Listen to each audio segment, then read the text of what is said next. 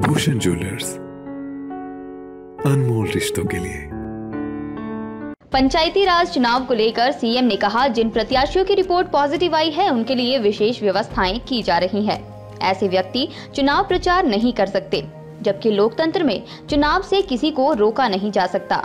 CM Jairam Thakur ने कहा, हमारा तो यही कहना है कि योग्य कर्मठ प्रत्याशी चुनाव में जीतकर आगे आए। सीएम ने कहा कि हालांकि पंचायत चुनाव पार्टी चिन्ह पर नहीं हो रहे हैं, लेकिन राजनीतिक दलों का प्रयास रहता है कि अधिकतर लोग उनकी विचारधारा के जीत कर आएं, जिससे कि सरकार को और मजबूती मिल सके। भाजपा समर्थित प्रत्याशियों के खिलाफ चुनाव लड़ने वाले पार्टी कार्यकर्ताओं पर सीएम ने कहा, यह संगठन का विषय है और संगठन इस पर फैसला लेगा। निश्चित रूप से बिल्कुल, जहां जो भी चुनाव लड़ रहा है, अगर वो पॉजिटिव है, चुनाव लड़ने के अधिकार से उसको वंचित नहीं किया जा सकता है, लेकिन वो कैंपेन नहीं करेगा, क्योंकि कोविड प्रोटोकॉल के अंतर्गत उसको आइसोलेशन में ही होना है।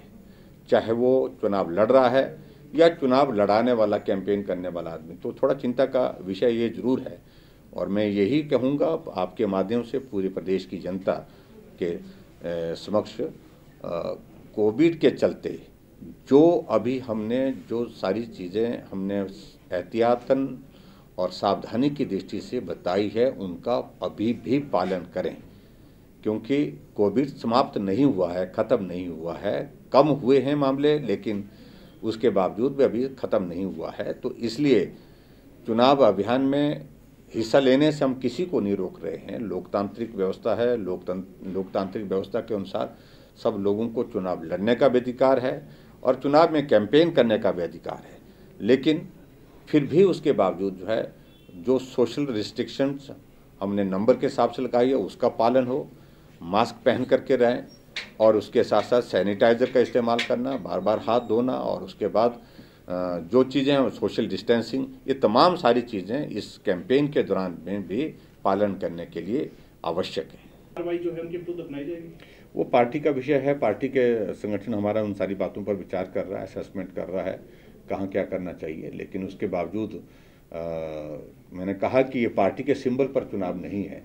इस दृष्टि से पार्टी ने जो मैकेनिज्म डेवलप किया है, उसके बारे में पार्टी के अध्यक्ष जी आपको बता सकते हैं उसमें क्या किस प्रकार की व्यवस्था की गई है। लेकिन मैं इतने ही कहूँगा कि अच्छे और ईमानदार, योग्य पंचायतों के प्रतिनिधि चुन करके आएँ तो उसका लाभ निश्चित रूप से होगा। पंचायत है, नगर परिषद है, नगर पंचायत है। सीएम जयराम ठाकुर ने कहा कि नया वायरस बर्ड फ्लू के नाम से सामने आया है, NH5N1, जो कि चिंता का विषय है। शुक्रवार को जिला कांगड़ा के 2 दिवसीय दौरे पर धर्मशाला पहुंचे सीएम जयराम ठाकुर ने आते ही मिनी सचिवालय धर्मशाला में जिला में कोविड की स्थिति और बर्ड फ्लू के प्रकोप को लेकर समीक्षा बैठक की। बैठक के बाद सीएम जयराम ठाकुर ने कहा, पौंग बांध में आने वाले प्रवासी पक्षी पहले राजस्थान व मध्य प्रदेश भी जाते हैं।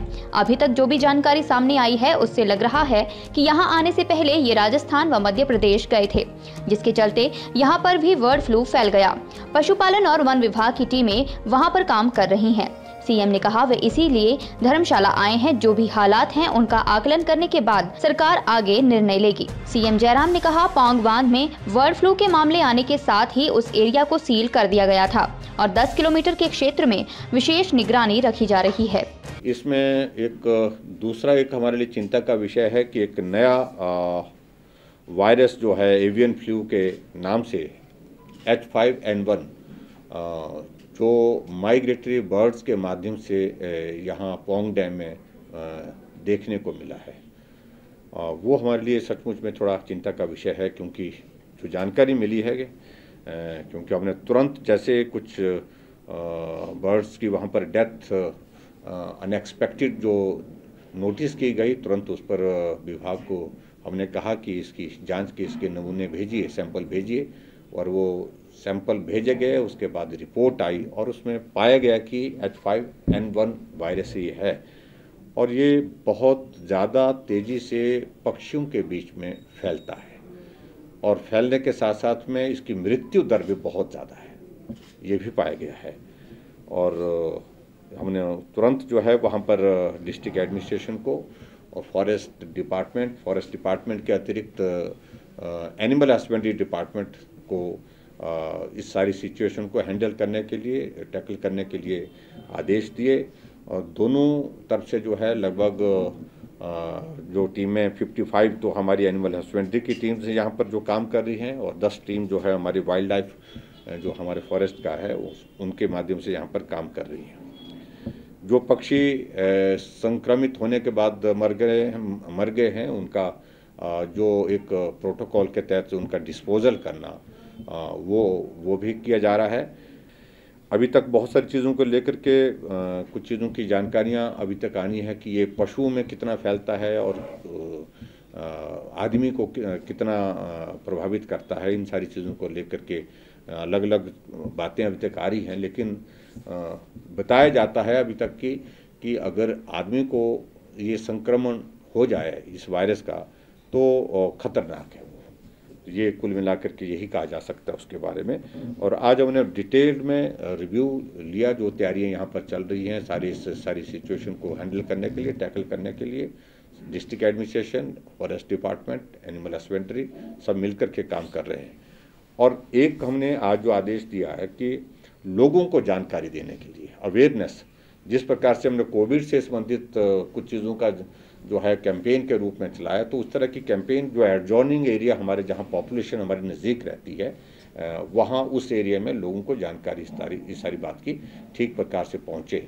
क्योंकि पंचायत के चुनाव है, जो पंचायत के हमारे चुने हुए प्रतिनिधि वो इस वक्त जो है वो उस तरह से काम करने की स्थिति में नहीं हो पाते क्योंकि चुनाव हो रहे हैं। तो ऐसी स्थिति में हमने कहा कि अलग से मैकेनिज्म डेवलप करिए ताकि लोगों को इस वायरस के बारे में जानकारी देने के साथ साथ में एहतियात के तौर पर क्या करना है, उन सारी बातों की जानकारी लोगों तक पहुंचे।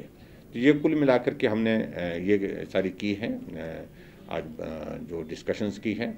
और कुछ एक जगह पाया गया है कि कुछ कौवे जो है क्रो जो है उनकी डेथ हुई है, लेकिन वो वाइल्ड लाइफ एरिया के उस बीच में नहीं है, वो जो हैबिटेशन है, जो गांव है उसमें पाए गए हैं। तो उनका भी हमने सैंपल भेजा है, उसकी जो डेथ हुई है उसकी वजह क्या है, तो वो भी जानने की हमने कोशिश की है। कहीं यही वायरस तो नहीं फैल गया, वो हमारे लिए थोड़ा चिंता का विषय है। क्योंकि जो माइग्रेटरी बर्ड्स जो है वो पर्टिकुलरली एक एरिया में रहते हैं जहाँ झील होती है, पानी होता है, वहाँ रहते हैं। लेकिन कौवा कहीं भी जाता है, हैबिटेशन में जाता है, कहीं बैठता है, कहीं चलता है, ऐसा होता है। तो इस सारी सिचुएशन को लेकर के थोड़ा हम निगरानी रखे हुए हैं ताकि हम आने वाले समय में और भी एहतियात के तौर पर जो चीज़ें करने की होंगी वो भी कर सकें। अभी तक हिमाचल प्रदेश में जहां हमने दूसरे जो हमारे इस तरह के वाटर बॉडीज़ हैं, पर्टिकुलरली जो डैम हैं और झीलें हैं, तो वहाँ पर भी हमने कहा अधिकारियों की भी थोड़ा इस चीज़ को मालूम करिए कि वहाँ पर भी इस तरह की पक्षियों की डेथ तो नहीं हुई है, लेकिन अभी तक इस तरह की जानकारी नहीं मिली बाकी जगह से। शुक्रवार को धर्मशाला में कोरोना वैक्सीन का ड्राई रन किया गया। इस दौरान मुख्यमंत्री जयराम ठाकुर ने कहा कि हिमाचल सरकार के पास भारत सरकार की मार्फत वैक्सीन की उपलब्धता हो चुकी है और जल्द ही इस संक्रमण पर रोक लगाई जा सके, इस दिशा में हम लोग अग्रसर हो चुके हैं। मुख्यमंत्री जयराम ठाकुर ने धर्मशाला के जोनल हॉस्पिटल से कोरोना वैक्सीन के ड्राई रन की शुरुआत करते हुए प्रदेश के लोगों के नाम संदेश देते हुए कहा, उम्मीद पर दुनिया कायम है और उम्मीद है कि इससे हम इस संक्रमण पर काबू पा सकेंगे। इस वायरस के लिए हिमाचल प्रदेश में और पूरे देश भर में जो वैक्सीन का जो इंतज़ाम है उससे related dry run state level पर हो गया कुछ दिन पहले, और उसके बाद अब सभी डिस्ट्रिक्ट लेवल पर अलग अलग समय पर उसमें हो रहे हैं। और आज भी हम यहाँ पर कांगड़ा में भी इसका वैक्सीन का ड्राई रन का अरेंजमेंट से रिलेटेड जो है वो सारा विषय चल रहा है और उसको भी हम अभी देखेंगे।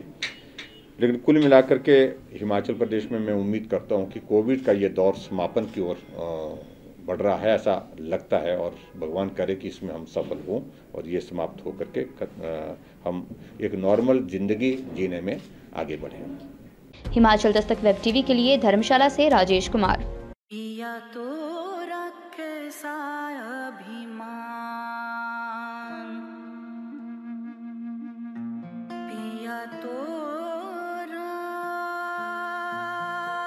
बीती यादों से नाता सहेजना सीखा, हाथ थाम कर जिनके चलना सीखा। गिरने लगती जब तो उनसे संभलना सीखा।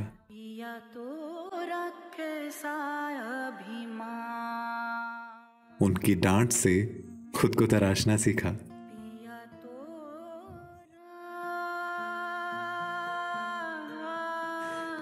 घर से दूर होकर भी दिल को हमेशा यह एहसास रहता है, उनका प्यार और फिक्र हमेशा मेरे साथ रहता है।